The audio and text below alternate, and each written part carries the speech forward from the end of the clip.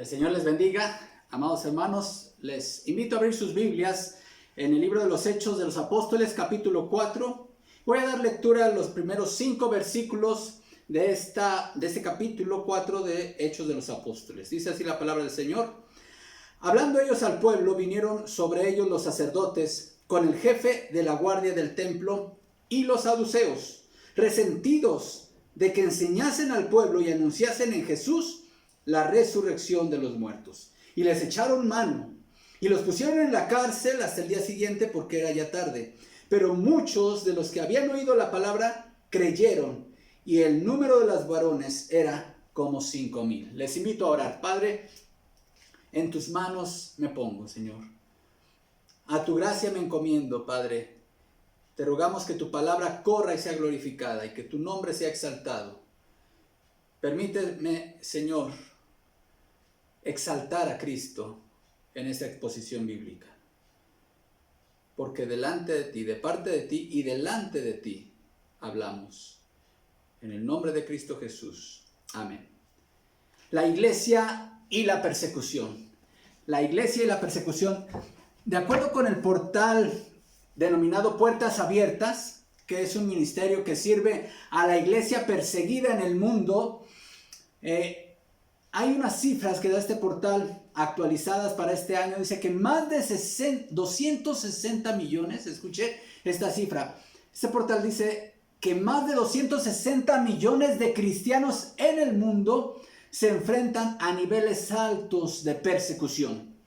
En ese mismo portal, Puertas Abiertas, que usted puede consultar en internet, se nos dice que actualmente en el mundo 2.983 cristianos han sido asesinados por su fe. 9.488 iglesias han sido atacadas y 3.711 cristianos han sido detenidos por la autoridad por el hecho de profesar su fe en Cristo. Este mismo ministerio que apoya a la iglesia perseguida en el mundo define la persecución a la iglesia de la siguiente manera. Dice que la persecución es toda hostilidad hacia una persona o comunidad motivada por la identificación con la persona de Jesucristo. Y considero que esa es una definición muy buena. Usted puede leer, y estaba leyendo noticias en este portal de internet. Una de ellas decía: una corte iraní ha fijado un precio de $150,000 para la liberación de un líder de una iglesia que se reunía en una casa. Otra noticia dice: persecución de India, en la India. 6 cristianos de India asesinados en 2 meses.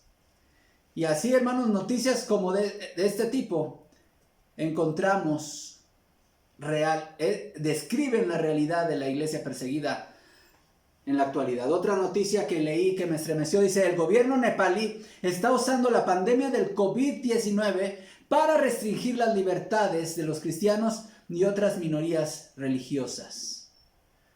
Hermanos, estas noticias a nosotros los cristianos debería movilizarnos en primer lugar a estar orando, doblando rodillas por nuestros hermanos en Cristo que en otras partes del mundo están padeciendo persecución. Pero también, hermanos, esto nos debe de hacer valorar la libertad que tenemos aquí, en nuestro país, en nuestro México, para predicar el evangelio. Por lo menos en esta parte de México, hermanos, en esta región del país, nosotros podemos predicar libremente a Jesucristo. Debemos valorar esa libertad. De hecho, hermanos, dentro del tema de los derechos humanos, el artículo 18 de la Declaración de los Derechos Humanos dice: toda persona tiene derecho a la libertad de pensamiento, de conciencia y de religión. Este derecho incluye la libertad de cambiar de religión o de creencia, así como la libertad de manifestar su religión o su creencia individual y colectivamente, tanto en público como en privado, por la enseñanza, la práctica, el culto y la observancia. Eso es lo que dicen incluso los derechos humanos, en el terreno de los derechos humanos. Pero en este pasaje que que nos toca revisar el día de hoy, hermanos, con la ayuda del Señor, vamos a estar viendo la primera persecución a la cual se enfrentó la iglesia cristiana. La primera en su historia. Es una primera de una larga lista de persecuciones que enfrentaría la iglesia de Cristo, hermanos. Esta persecución marcaría una lista interminable, pero por lo menos nada más durante los primeros 4 siglos de la historia del cristianismo se pueden enumerar las siguientes persecuciones. La iglesia fue perseguida por el mismo emperador. Imagínense, persecuciones encabezadas por el propio emperador romano. Y tenemos la persecución a los cristianos por parte de Nerón. En el año 64, duró del año 64 al año 68. La persecución por el emperador Domiciano del año 81 al año 96. Esta persecución fue la que muy seguramente llevó a Juan, el apóstol Juan, el último apóstol que quedaba al exilio a la isla de Patmos. Tenemos también la persecución por parte del emperador Trajano en el año 109 al 111. La persecución por parte del emperador Marco Aurelio del 161 al 180, por Séptimo Severo del 202 al 210, por Maximino en el año 235, por Decio del 250 al 251, por Valeriano del 256 al 259. Pero la que se llama o se conoce como la gran persecución fue la del emperador Diocleciano de los años 303 al 313. Y finalmente tenemos la persecución por parte del emperador Juliano.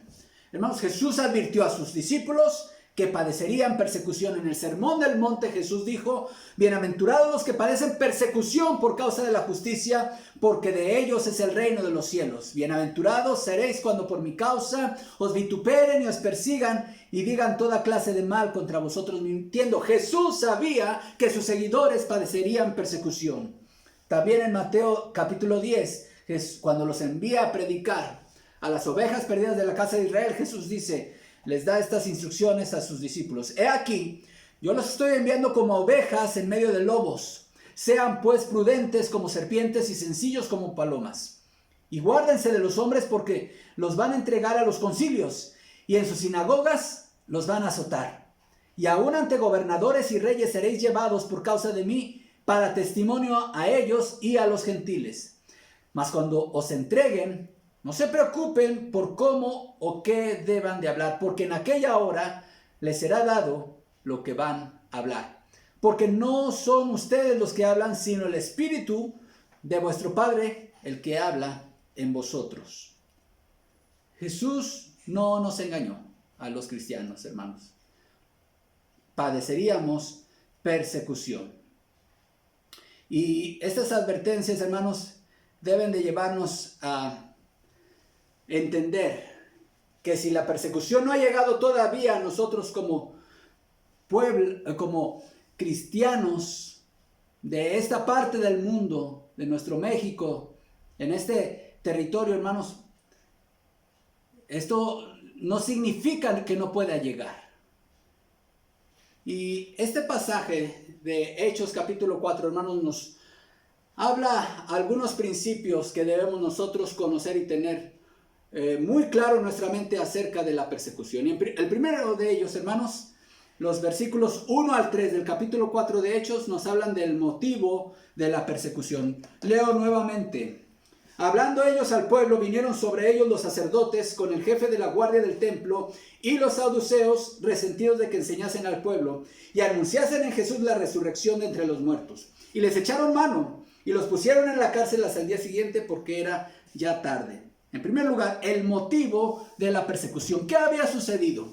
Vamos a hacer un pequeño recordatorio. La iglesia acababa de nacer. Días antes se había cumplido la promesa del derramamiento del Espíritu Santo sobre 120 creyentes en Jesucristo que estaban reunidos, congregados en un lugar, en un segundo piso de una propiedad que se conoce bíblicamente como el aposento alto. Ahí hubo una manifestación sobrenatural. Los cristianos hablaron en lenguas, idiomas que eran hablados en otras partes del mundo y que con motivo de la fiesta había gente congregada ese día en Jerusalén que venía de esas partes donde se hablaban esas lenguas y entonces oyeron la predicación por los hermanos en su propia lengua. Ahí se paró Pedro a predicar y hubo una conversión de 3,000 personas. Eso desató una iglesia numerosa de un día para otro, hermanos, y entonces ya era una comunidad identificada por el pueblo en Jerusalén, conformada únicamente por judíos, pero bastante identificable. Ellos perseveraban en la doctrina de los apóstoles, en la comunión unos con otros, en el partimiento del pan, es decir, en la observancia de la comunión o cena del Señor, y en las oraciones, alabando al Señor y teniendo favor con todo el pueblo, es decir, estaban viviendo la vida normal de una iglesia, lo que Dios espera que una iglesia sea con base a su diseño divino.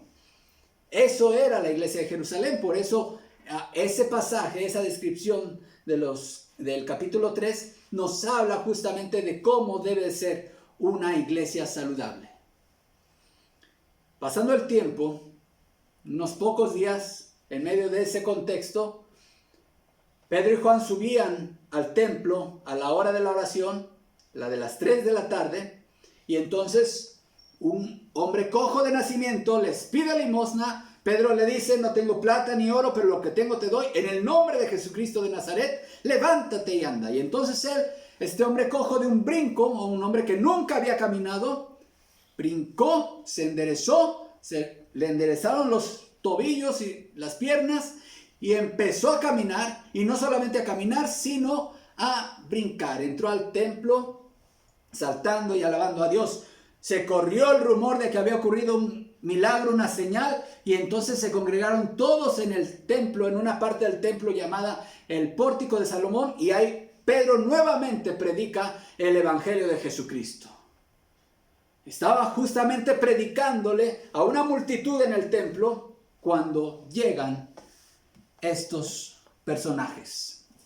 Dice: hablando ellos al pueblo, vinieron sobre ellos los sacerdotes con el jefe de la guardia del templo y los saduceos, resentidos de que enseñasen al pueblo y anunciasen en Jesús la resurrección de entre los muertos. Bueno, ¿quiénes eran los saduceos? Los saduceos eran una de las tantas sectas religiosas que había en Jerusalén en la época de Jesús y de los apóstoles. Los saduceos estaban encargados de la administración del templo. Ellos eran una secta de pensamiento liberal desde el punto de vista teológico. Es decir, ellos no creían en lo sobrenatural, ni en ángeles, ni en espíritus, ni en la resurrección. Ellos eran más bien políticos. Y ellos se habían ganado el favor de la autoridad política, es decir, del Imperio Romano, que estaba gobernando Jerusalén y toda la tierra de Israel en ese tiempo. Y ellos estaban a cargo de la administración del templo. Así que también ellos tenían mucha relación con los sacerdotes. El jefe de la guardia que se menciona aquí era alguien de los saduceos. ¿Y qué fue lo que les molestó? ¿Qué fue lo que despertó la indignación? Esta palabra que aquí se menciona, hermanos, en el versículo 2, resentidos, se refiere justamente al estado anímico cuando alguien ha tenido un mal día en el trabajo. Cuando alguien ha tenido exceso de trabajo, pero en mala manera, con un mal ambiente, un mal entorno. Y entonces esta palabra se puede traducir también como molestia, indignación, enojo. Cuando estos saduceos escucharon la predicación, seguramente yo los puedo ver ahí a un lado, en alguna esquina, escuchando a un pescador que no tenía estudios de ningún tipo, mucho menos estudios teológicos, estando predicando de Jesús y predicando de la resurrección, un tema que para los oídos de los fariseos era inaceptable. ¿Por qué? No solamente por el asunto de su posición teológica y doctrinal, sino por el hecho de que entre más gente del pueblo empezase a creer que Jesús resucitó, por consecuencia más gente del pueblo iba a creer que existe la resurrección y que el cumplimiento de las promesas mesiánicas del Antiguo Testamento estaban ya teniendo un cumplimiento. Así que eso comprometía el poder político de esta secta llamada los saduceos y todo el sistema de sacrificios y todo el entorno alrededor del templo que ellos tenían. Así que ellos no podían tolerar esto. De inmediato mandaron a traer al jefe de la guardia del templo y entonces los apresaron. Los apresaron y el motivo de su indignación, dice el versículo 2, resentidos de que enseñasen al pueblo y anunciasen en Jesús la resurrección de los muertos. Había dos molestias. Uno, que enseñasen al pueblo, como un grupo de pescadores, sin estudios, iba a estar tomando el papel que ellos se supone que tenían que estar desempeñando. La enseñanza teológica correspondía a los doctores de la ley, a los estudiosos, pero aquí vemos a gente sin estudio teniendo a la multitud, escuchándoles hablar acerca de Jesús, de su muerte y de su resurrección. Y hablándoles con las escrituras, además.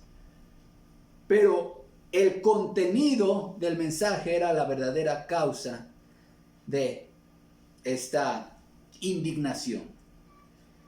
El odio hacia los cristianos en Jerusalén no fue debido a que los cristianos, esta iglesia naciente, haya tenido falta de amor por el resto del pueblo.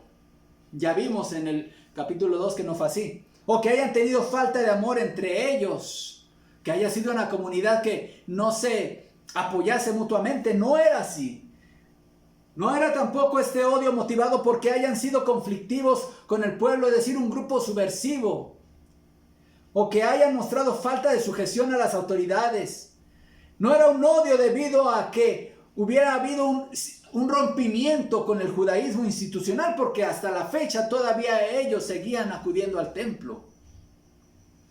No fue tampoco debido, este enojo no fue debido a que un cojo de nacimiento haya sido sanado.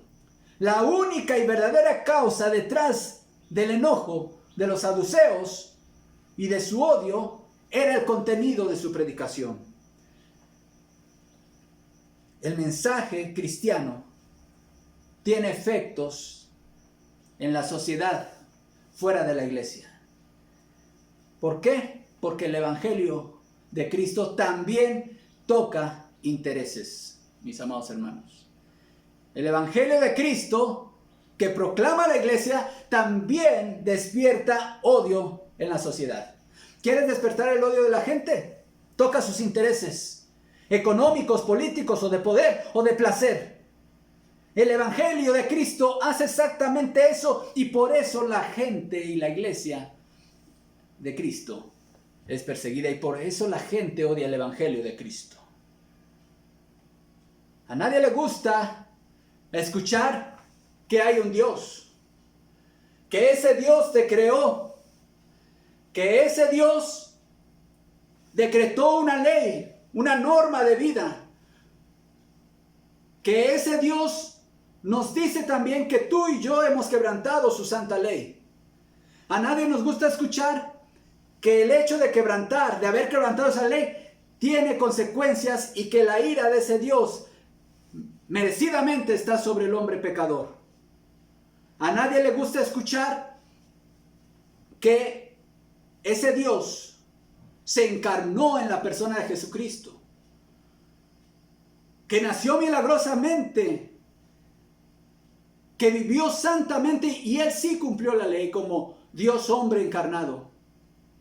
A nadie le gusta escuchar una historia en donde Dios, ese Dios amoroso, Dios Padre, toma a su único hijo encarnado y lo coloca sobre una cruz, atribuyéndole tus pecados y los míos.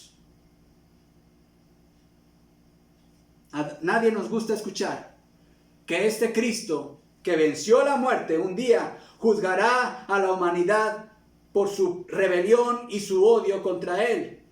Este es un mensaje que no fue bien recibido en la antigüedad, pero es un mensaje que tampoco es recibido en la actualidad. El secreto del odio contra la iglesia a través de toda su historia es debido al mensaje que la iglesia proclama.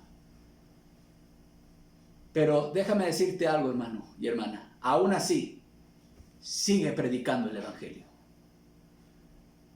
Ese evangelio en toda su pureza. No lo diluyas. No le agregues agua. No lo suavices para que no caiga tan mal. Predícalo tal cual es, como lo hicieron estos apóstoles. ¿Sabes por qué? Porque el evangelio es poder de Dios para salvación. Romanos 1:16. Síguelo predicando porque a Dios le agradó salvar a los creyentes por la locura de la predicación. 1 Corintios 1:21. Y también sigue predicando el evangelio. Porque ¿cómo creerán en quien no han oído? ¿Y cómo oirán sin haber quien les predique? ¿Y sabes también por qué, hermano?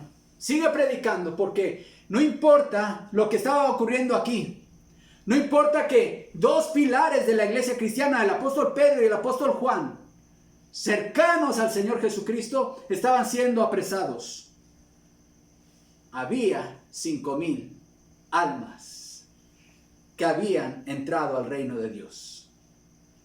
Había 5,000 almas que habían entrado al reino de Dios. Hechos 4:4 dice, pero muchos de los que habían oído la palabra creyeron y el número de los varones era como 5,000. Hay estimaciones acerca de cuántos habitantes tenía la ciudad de Jerusalén en ese tiempo. Hay quienes hablan que había de 25,000 a 85,000. Y esto ha hecho que muchos comentaristas bíblicos piensen que aquí se nos está dando justamente el número de personas o de varones creyentes en la iglesia hasta este día, hermanos. Lo importante a considerar en este versículo es que Lucas quiere puntualizar a su audiencia original que aunque se estaba produciendo una persecución contra la iglesia, la primera de su historia, la expansión de la iglesia no estaba detenida. Dios seguía extendiendo su reino aún en medio de la persecución. Entonces, lo primero que debes conocer, hermano, que debemos conocer tú y yo acerca de la persecución a la iglesia, es cuál es el origen del odio que desata y desencadena la persecución y que ha desencadenado las persecuciones a lo largo de la historia. Ha sido el mensaje que predicamos. ¿Cuál iglesia no es perseguida? Aquella que modifica el mensaje para adaptarla al pensamiento mundano. Es una forma en la cual muchos grupos pseudocristianos han tratado de evadir la persecución. Pero una segunda verdad que nos revela este pasaje, hermanos, ya vimos, una es la razón del odio, pero la segunda es la actitud que debe tener la iglesia ante la persecución. Versículos del 5, leo a partir del versículo 5. Aconteció al día siguiente que se reunieron en Jerusalén los gobernantes, los ancianos y los escribas, y el sumo sacerdote Anás y Caifás, y Juan y Alejandro, y todos los que eran de la familia de los sumos sacerdotes. Y poniéndoles en medio les preguntaron, ¿con qué potestad o en qué nombre habéis hecho esto? Entonces Pedro, lleno del Espíritu Santo, les dijo, gobernantes del pueblo y ancianos de Israel, puesto que hoy se nos interroga acerca del beneficio hecho a un hombre enfermo, de qué manera éste haya sido sanado, sea notorio a todos vosotros y a todo el pueblo de Israel que en el nombre de Jesucristo de Nazaret, a quien vosotros crucificasteis y a quien Dios resucitó de los muertos, por él este hombre está en vuestra presencia sano. Este Jesús es la piedra reprobada por vosotros los edificadores, la cual ha venido a ser cabeza del ángulo, y en ningún otro hay salvación, porque no hay otro nombre bajo el cielo dado a los hombres en que podamos ser salvos. Wow. Aquí no le estaba predicando a una multitud, le estaba predicando a la misma máxima autoridad judía, la que tenía en su poder la vida física de estos hombres, Este concilio podía determinar en ese momento condenarlos a la pena capital, porque Roma les había concedido esa autoridad al Sanedrín. Vean con qué valor está hablando Pedro. Pedro, un hombre que normalmente leemos de él en los evangelios, y cada que hablaba normalmente, como decimos comúnmente, metía la pata. Pero aquí la diferencia es que Pedro no está hablando. Dice, Pedro lleno del Espíritu Santo. Es el poder del Espíritu Santo que está dominando al apóstol Pedro en su predicación. Y le está dando un poder y un valor para denunciar directamente el pecado de las autoridades religiosas. No importa. Pedro no sabía en qué iba a terminar aquello, pero él les predicó el evangelio. Cuando una persona milita en algún movimiento social, ya sea social, político, ambientalista o de cualquier otro tipo, si dicho movimiento toca o afecta intereses de grupos poderosos, pronto será puesta a prueba la lealtad de dichos militantes a dicho movimiento. Cuando no existe persecución, todo mundo es valiente para ir a las marchas, a las manifestaciones y a ir a gritar consignas.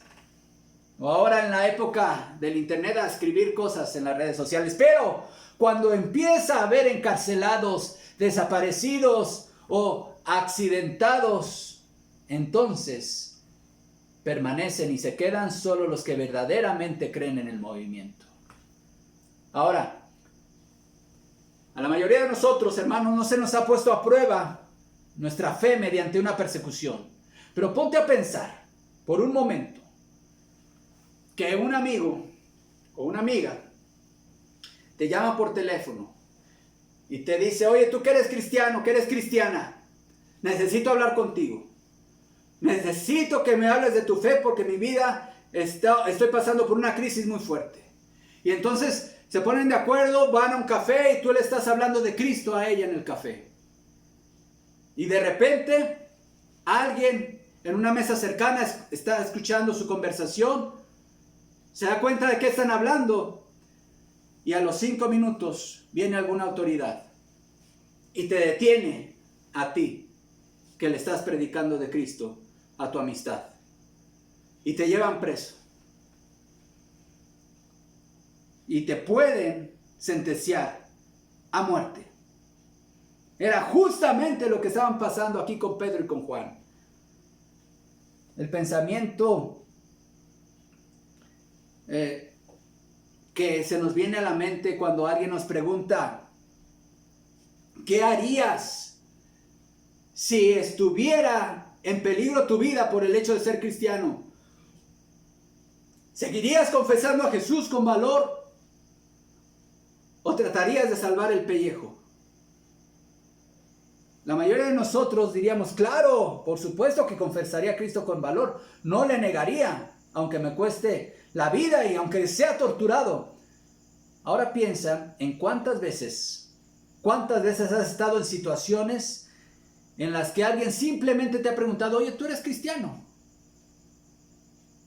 Y te has ruborizado. Simplemente por esa pregunta.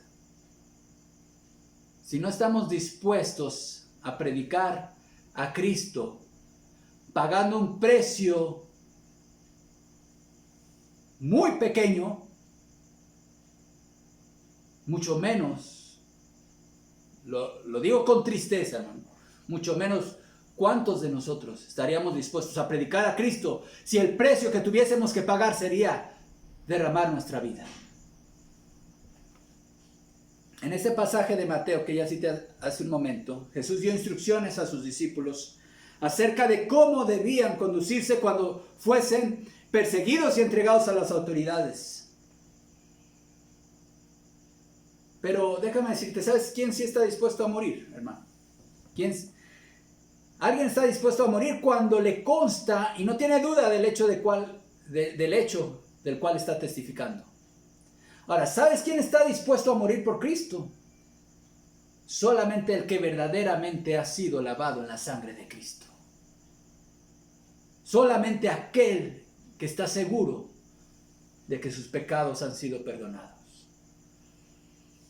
Volviendo al pasaje de Mateo 10, Jesús dio instrucciones de cómo debían conducirse y qué hacer cuando fuesen llevados a las autoridades.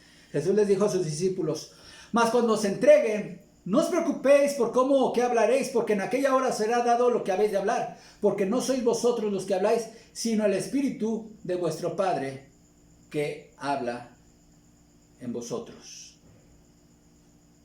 Note cómo se cumplió esta palabra en el pasaje. Como dice el versículo 8, entonces Pedro, lleno del Espíritu Santo. Esa es la diferencia. La diferencia es la presencia y el poder del Espíritu Santo en uno. ¿Quién habló por ellos? Fue el Espíritu Santo.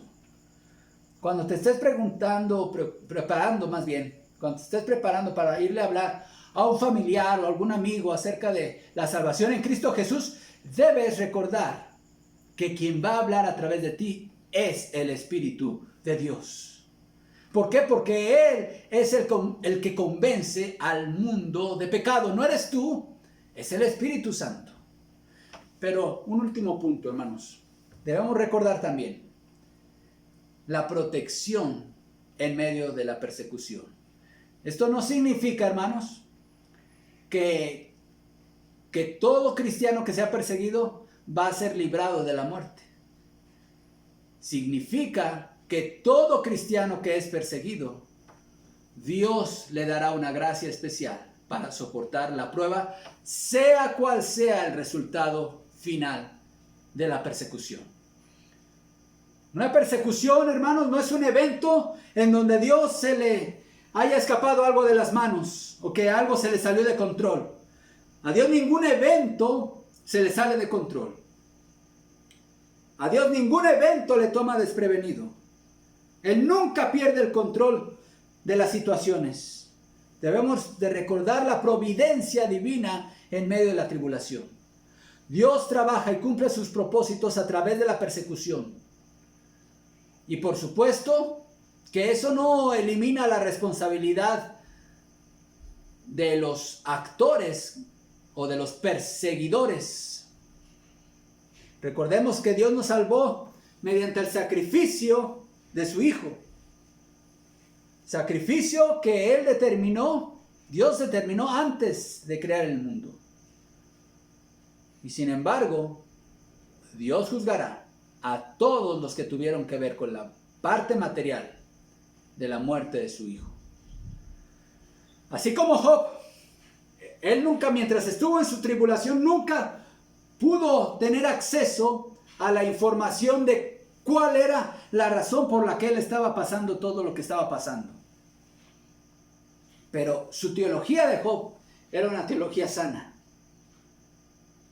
Él, haciendo una paráfrasis a lo que dijo, pudiésemos expresarlo de la siguiente manera: quien me metió en esto fue Dios. Así que bendito sea el nombre de Dios. Al igual que Job, Pedro y Juan sabían, ellos más bien, al igual que Job, Pedro y Juan ignoraban en qué iba a acabar aquello. Ellos no sabían el fin de la historia. Ellos estaban dispuestos a morir por Jesús en esa ocasión, porque eran exactamente los mismos personajes que enjuiciaron a Jesús y que lo condenaron a la cruz, los que estaban ahora interrogándolos a ellos. Leo el versículo 15. Entonces les ordenaron que saliesen del concilio. Después de que Pedro les predicó ese poderoso sermón, ellos empezaron a deliberar. Conferenciaban entre sí diciendo: ¿qué haremos con estos hombres? Porque de cierto señal manifiesta ha sido hecha por ellos, notoria a todos los que moran en Jerusalén, y no lo podemos negar. Hermanos, ya vimos cuando revisamos el tema de los milagros, cuando fue el sermón de la curación de este cojo. Un milagro es una señal extraordinaria en donde Dios soberanamente rompe o interrumpe las leyes naturales de la creación. Es algo que ningún hombre puede hacer, salvo que Dios le conceda ese poder especial en algún momento especial para hacerlo.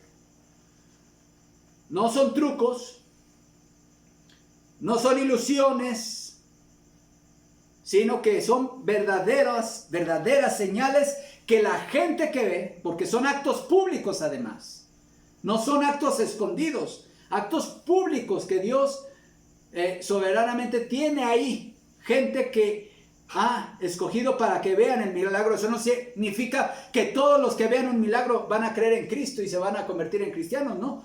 La historia nos ha enseñado que mucha gente que vio los milagros y que no pudo negar que algo sobrenatural ahí pasó, siguieron persistiendo en su incredulidad. Pero aquí estos hombres, y este era el caso de estos hombres, ellos dijeron: señal manifiesta ha sido hecha por ellas, notoria a todos los que moran en Jerusalén, y no lo podemos negar. Hubo un milagro, no hay duda de eso.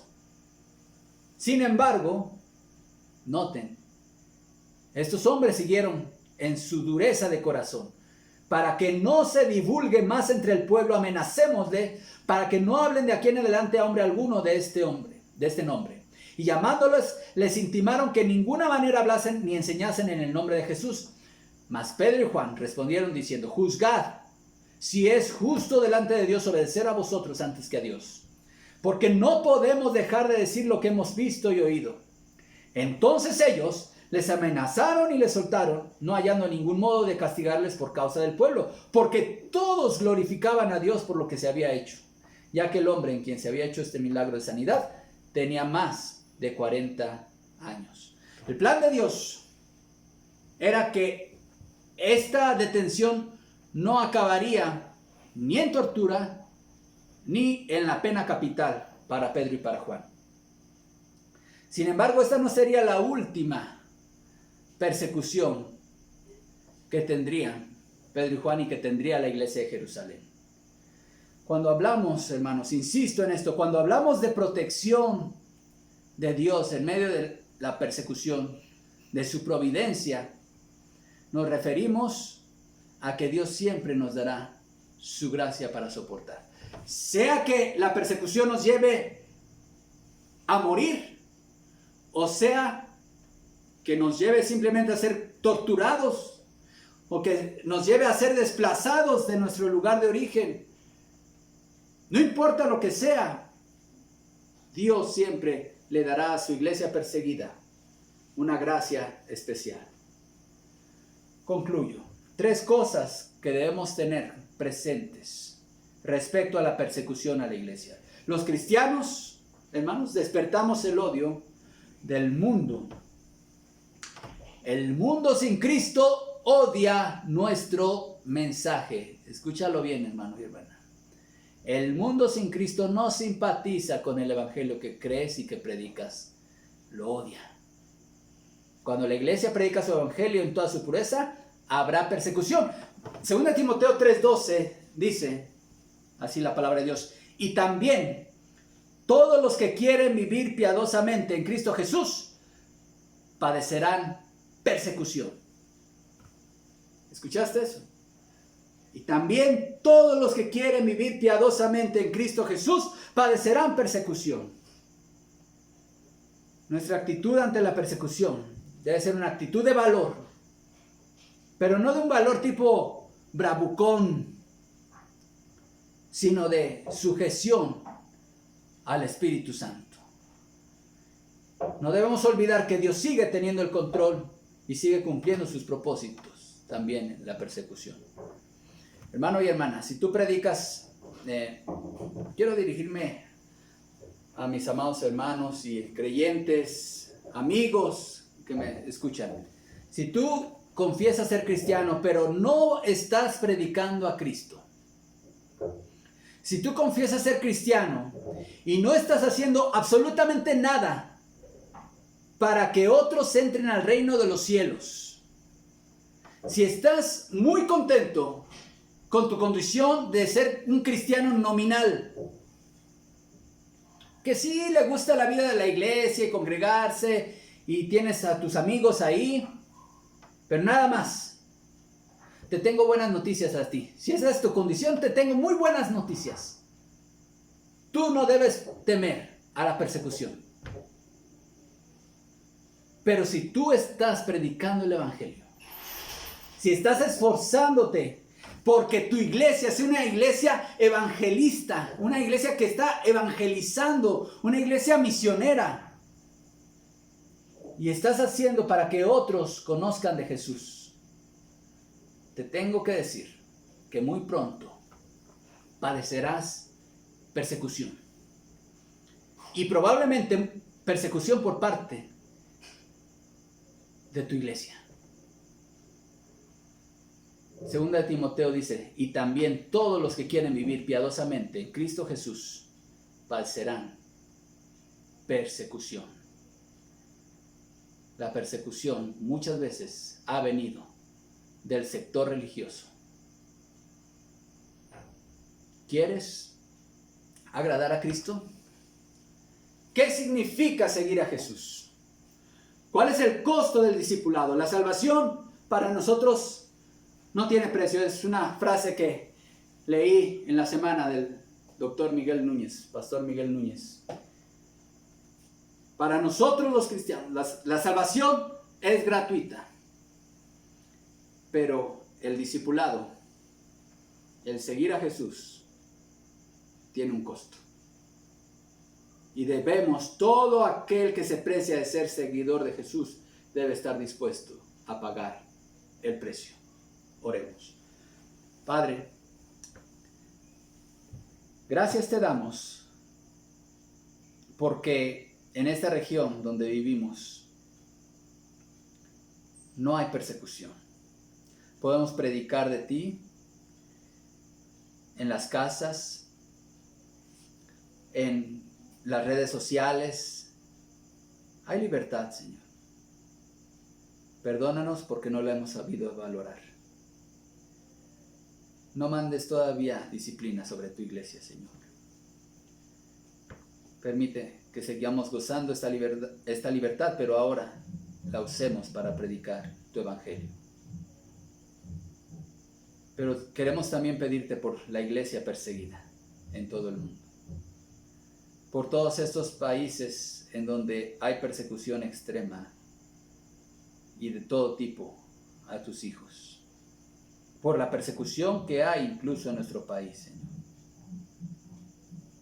Te rogamos que sea un estilo de vida nuestro orar todos los días por la iglesia en persecución.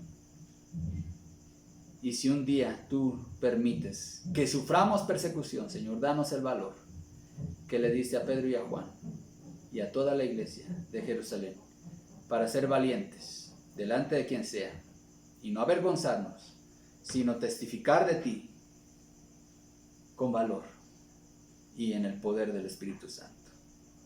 En el nombre de Cristo Jesús. Amén. Que el Señor les bendiga.